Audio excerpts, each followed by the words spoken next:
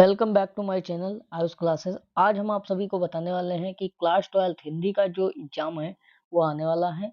तो उसके लिए हम इम्पोर्टेंट हिंदी के महत्वपूर्ण बहुविकल्पीय 20 इम्पोर्टेंट बताने वाले हैं जो यूपी बोर्ड एग्जाम में आपके काम आएंगे। तो आइए देखते हैं, हमारा पहला इम्पोर्टेंट है। तो पहला है हमारा, सरदार पूर्ण सिंह किस युग के लेखक हैं।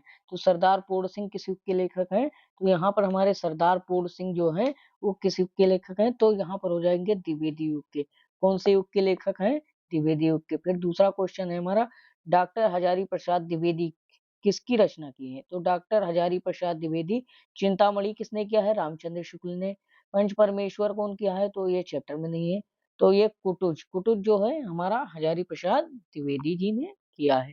किसने किया है? हजारी प्रसाद द्विवेदी जी ने। फिर यहाँ पर आ जाते हैं, हमारा तीसरा क्वेश्चन है। तीसरा क्वेश्चन है हमारा, वासुदेव सरल अग्रवाल जी की रचना। वासुदेव सरल अग्रवाल जी की रचना कौन सी है? तो वासुदेव सरल अग्रवाल जी की रचना अंतराल नहीं है, त्रिशंकु त्रिशंकु भी नहीं है, और तट की खोज ये भी नहीं है। तो यहाँ पर वाग्धरा, वाग्धरा क्या है? वासुदेव सरल अग्रवाल जी की रचना है। फिर अगला क्वेश्चन जो है हमारा, संस्मरण संस्मरण विधा की रचना क्या है। मतलब जो संस्मरण विधा है वो कौन सी रचना की है। तो यहाँ पर हो जाता है दीप जले शंख बजे। दीप जले शंख बजे हमारा संस्मरण विधा की हो जाएगी। फिर अगला क्वेश्चन है हमारा 5 number. 5 number question most important question है, क्योंकि ये यूपी बोर्ड के हर सेट में पूछा जाता है। आलोचनात्मक कृति कालिदास की ललित्या योजना के लेखक कौन है। तो यहाँ पर कौन है? हरिशंकर प्रसाद नहीं है, मोहन राकेश भी नहीं है। तो यहाँ पर कौन है? आलोचनात्मक कृति के कालिदास के ललितों के योजना के लेखक कौन है? हमारे डॉक्टर हजारी प्रसाद द्विवेदी जी। ये मोस्ट इंपोर्टेंट क्वेश्चन है, और महावीर प्रसाद द्विवेदी जी नहीं है। फिर अगला क्वेश्चन है, डॉक्टर श्याम सुंदर दास द्वारा लिखित मेरी कहानी, मेरी कहानी जो थी हिंदी में कौन सी विधा है। तो यहाँ पर हिंदी में कौन सी विधा है जो मेरी कहानी थी, और किसने लिखा था? श्याम सुंदर दास ने। तो यहाँ पर आत्मकथा जो विधा है वो हमारा किस क्या हो जाता है? मेरी कहानी की रच विधा हो जाती है, तो आत्मकथा है। फिर अगला क्वेश्चन देखते हैं। तो यहाँ पर आ जाता है हमारा वारिस कहानी। वारिस कहानी जो है संग्रह के लेखक कौन है। तो यहाँ पर कन्हैयालाल मिश्रा जी भी नहीं है, और प्रोफेसर जी सुंदर रेड्डी भी नहीं है, और मोहन राकेश है। कौन है? मोहन राकेश अज्ञे जी भी नहीं है। फिर इसके साथ हम आगे बढ़ते हैं। तो हमारा अगला क्वेश्चन जो है, हरिशंकर प्रसाद की रचना है। हरिशंकर प्रसाद जी जो है उनकी कौन सी रचना है? कल्प वृक्ष हजारी प्रसाद द्विवेदी का है। धरती के फूल धरती के फूल वासुदेव सरल अग्रवाल जी का है। मेरे विचार भी हजारी प्रसाद द्विवेदी जी का है। और तब की बात और थी, यह हरिशंकर प्रसाद जी की है। फिर अगला क्वेश्चन देखते हैं, भूले बिसरे चेहरे रचित के रचयिता कौन है। तो भूले बिसरे रचित की रचयिता के कन्हैयालाल मिश्रा जी हैं, जो मोस्ट इंपोर्टेंट क्वेश्चन अब की बार होने वाला है। फिर 10 नंबर क्वेश्चन हमारा जो मोस्ट इंपोर्टेंट क्वेश्चन हो जाता है, रामचंद्र शुक्ल जी ने जिस काल को वीर गाथा काल कहा था उसकी रचना किसने की थी। तो वीर गाथा काल को जिसने रचना की थी वो हमारा राहुल संस्कृत्यानंद गलत है। यहाँ पर हजारी प्रसाद द्विवेदी जी ने इसकी रचना की थी। मतलब लेखक कौन थे? हजारी प्रसाद द्विवेदी जी। फिर अगला क्वेश्चन है, अमीर खुसरो कवि है। अमीर खुसरो के कवि कौन है?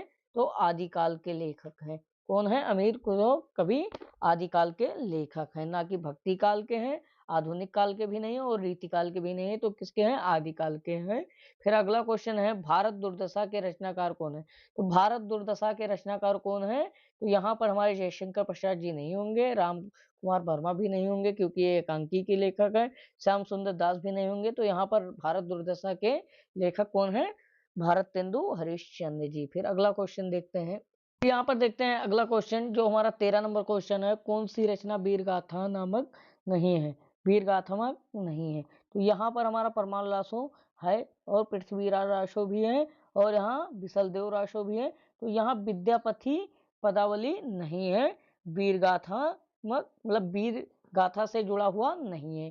फिर अगला क्वेश्चन है हमारा, आदिकाल के रचनाकार इसमें इनमें में से कौन है। तो यहाँ पर हमारे हो जाएंगे नरपति नलह। कौन हो जाएंगे? नरपति नलह। फिर अगला क्वेश्चन है, जैसी का पद्मावत किस भाषा में लिखा गया है। तो जैसी जो थे वो उनकी पद्मावत जो रचना है वो किस भाषा में, ब्रज भाषा में नहीं लिखा गया, खड़ी बोली में भी नहीं लिखा गया, फारसी में भी नहीं लिखा गया है, यहाँ पर क्या लिखा गया, अवधी में लिखा गया। किस भाषा में लिखा गया है, जैसी का पद्मावत किस भाषा में लिखा गया है, तो यहाँ पर अवधी में लिखा गया है। अगला क्वेश्चन है हमारा, ज्ञान सर्वी स्वास्था के प्रतिनिधि कवि कौन है, तो यहाँ पर तुलसीदास भी नहीं है, नंददास भी जी नहीं है और सूरदास भी नहीं है, तो यहाँ पर हो जाएंगे कबीरदास। कौन है, कबीरदास। फिर अगला क्वेश्चन है हमारा, रामधारी सिंह दिनकर को ज्ञानपीठ पुरस्कार किस रचना पर मिला था, तो यहाँ पर कुरुक्षेत्र पर भी नहीं मिला था और रसिम रथी पर भी नहीं मिला था, ओंकार पर भी नहीं मिला था और उर्वशी पर मिला था। किस रचना पर मिला था, उर्वशी पर। फिर अगला क्वेश्चन है, तीसरा तार सप्तक का प्रकाशन कब हुआ था, तो तीसरा तार सप्तक का प्रकाशन 1959 ईस्वी में हुआ था और किसके द्वारा हुआ था, अज्ञे जी के द्वारा, सच्चिदानंद हीरानंद वात्स्ययन द्वारा, अज्ञे जी के द्वारा हुआ था। किसके द्वारा हुआ था, अज्ञे जी के द्वारा तार सप्तक का प्रकाशन हुआ था। ये क्वेश्चन पेपर में हमेशा पूछता है। आ जाते हैं हम 19 नंबर क्वेश्चन, जो मोस्ट इंपॉर्टेंट क्वेश्चन है, अष्टछाप के कवि नहीं है, तो यहाँ पर सूरदास जी जो हो गए अष्टछाप के कवि हैं और कुंभदास भी अष्टछाप के कवि हैं, कृष्णदास भी हमारे अष्टछाप के कवि हैं और तुलसीदास जी जो हैं वो अष्टछाप के कवि नहीं है, इसलिए अष्टछाप के कवि में इनका नाम नहीं है। फिर अगला क्वेश्चन है, निम्नलिखित में से किस काव्य कृति को भारतीय ज्ञानपीठ पुरस्कार नहीं मिला, मतलब किस रचना पर ज्ञानपीठ पुरस्कार नहीं मिला। चिदम्बरा पर मिला है, चिदम्बरा पर मिला हुआ है, कितनी नाव पर कितनी बार मिला हुआ है, और उर्वशी पर मिला हुआ है, और प्रिय प्रवास पर नहीं। अयोध्या सिंह उपाध्याय जी का प्रिय प्रवास रचना है और उर्वशी रामसारी सिंह दिनकर का है, और कितनी नाव में कितनी, अज्ञे जी का। चिदम्बरा रचना हमारा सुमित्रानंदन पंत जी का है, किसका है, सुमित्रानंदन पंत जी का, जिसको ज्ञानपीठ पुरस्कार मिला हुआ है। इसी के साथ हम आगे बढ़ते हैं, तो हमारा इंपॉर्टेंट क्वेश्चन के लिए आप सब्सक्राइब करें हमारे चैनल को और आगे वीडियो देखते रहें।